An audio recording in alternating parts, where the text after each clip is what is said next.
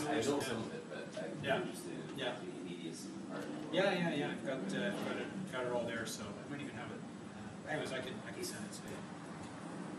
The next one, good language learners. What do good language learners do? They use their native language all the time. All the time. And these studies have been done by, I say I can never get specific, this is Freulich, Naiman and Freulich. They did a book called The Good Language Learner. And there was another really big study, statistically very valid, well over 1,000 participants in it in China. And they looked at how good language learners use the L1.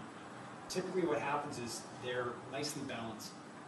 When they're doing learning, what you might call focus on form, they use their L1 all the time. They're constantly using bilingual dictionaries. They're constantly accessing their own language to get a grasp of grammar. They're asking the teacher for explanations for quite high-level things that obviously have to be done in the Wen study in Chinese. But when they use English for pleasure or for communication, like reading for pleasure, they're just reading a book, they don't use dictionaries. They're just, what they say, guessing from context. They're just, using really communicative English. And it's those people who are very well balanced who tend to learn it and then later just use it without worrying about it too much. They're the best learners. And again, that should inform how we teach. If we're going to use the L1 at all, we should try and reflect what the better language learners do. Interestingly enough, strategies, a lot of teachers try and push students to learn strategies like, guessing the main idea and all this kind of thing. That actually correlates negatively with language acquisition, believe it or not. So students who tend to use more strategies tend not to do that kind of hard work they need to do to go in there and say, okay, what does that mean exactly? They tend to be more, well, that's enough for now. So they'll get to this low level of communicative competency and they'll never really go beyond that.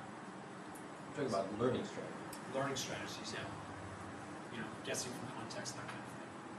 Yeah. Negotiation and meaning, never really getting the exact idea of things. And the final one is just student needs and wants. Students, some people may say they don't need Japanese. I mean, that's a little bit up to you, what your own personal belief is. But one thing you can't argue is students absolutely want some language support in class. Even the highest level learners, I'm talking like graduate master's students, show a little bit they want some L1 support. Now, where are you going to get that support? I mean, actually in the bottom here, this is something from Auerbach that the best thing you can do is ask students, which is basically what this quote says. If you ask students, where do you want me to use Japanese, if at all? How much? And you can say, 10%, 20%, 30%, what ways when we're talking in class, and you give them all these options. Don't just ask them to write what they want, because they won't know. You give them just a lot of options, and using a Likert scale, or scale between 1 to 5 or something like that they can just circle. Very easy to collate. Then you can go to the class and say, listen, 90% of you wanted about this much Japanese. And when the class feels that they've had a role in making these kind of rules, they'll stick to it, and you will not have to enforce them. And Auerbach shows research of different learner groups, doing this exact same kind of task where they decided their own language rules for that class. There were different rules, and the students were the ones who enforced the rules. Teachers did not have to get in there and say, you're speaking English, because someone else would jump in and say, you're breaking the rules. And there's no like, you have to pay 25 yen or something like that, or 25 cents if you break the rule. It's nothing like that. It's just they enforce their own rules. The way to do this, if you go to the next page, this is something else that if people want this, I've got like a 4-page needs analysis. This is typically when people who are doing their in-service TESOL and stuff like that, when they get a needs analysis form, it tends to be the objective stuff. What content do you want to learn? I would argue that asking them how they want to learn, and these kind of classroom dynamic questions can be equally as important, if not more important in some cases. So for example here, it's got, how do you want me to use Japanese when I'm explaining instructions with new expressions, talking about myself. And typically students will say, English only when talking about myself. I get maybe 5% of students who will say always, for using Japanese.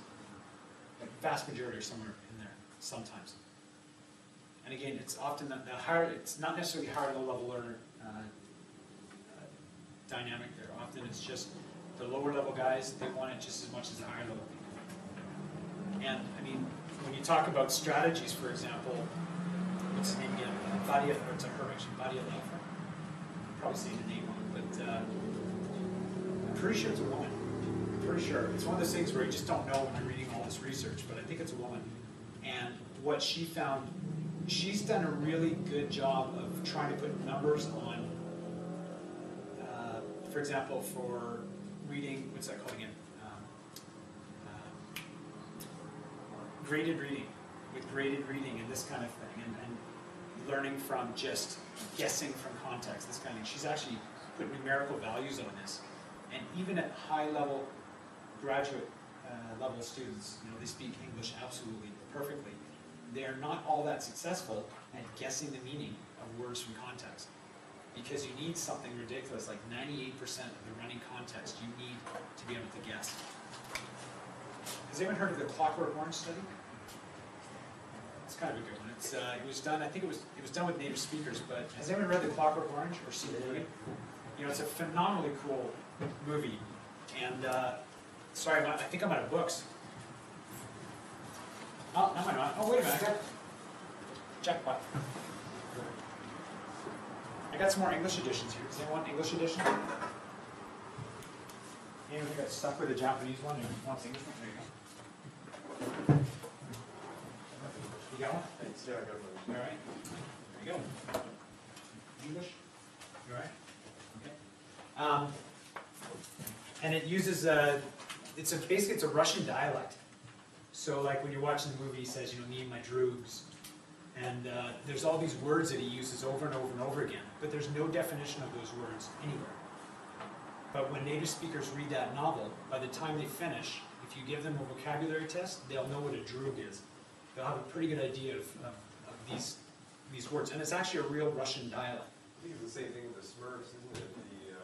The cartoon, the little blue man. Uh-huh. They always say Smurf for every verb. Uh-huh. Sometimes most of the nouns are a Smurf. Uh-huh. I'm going to Smurf this Smurf, but people can guess what the meaning Yeah. is. Yeah, I mean, people are very creative in figuring out what's going on. But again, like a native English speaker is getting back to the Clockwork Orange thing, they know exactly what's going on, but they don't get every word. It's also, there's a dynamic of frequency, how often the words show up, and just how clear it is from context what it is they're talking about. So when they do these post-reading vocabulary tests, the ones that are very clear, me and my droogs went, they know that means, you know, me and my mates. And almost 100% of people get that right. But other ones, they don't. Now, if you, as a second language learner, when I read for pleasure, as I guess they say, when I'm just reading, I don't just read English, I read Italian quite often. They'll read Italian novels. Just because I like it, I like hearing the language in my head. And I can guess a lot of what's going on, but not always. You know, and I can read Italian just about as fast as English.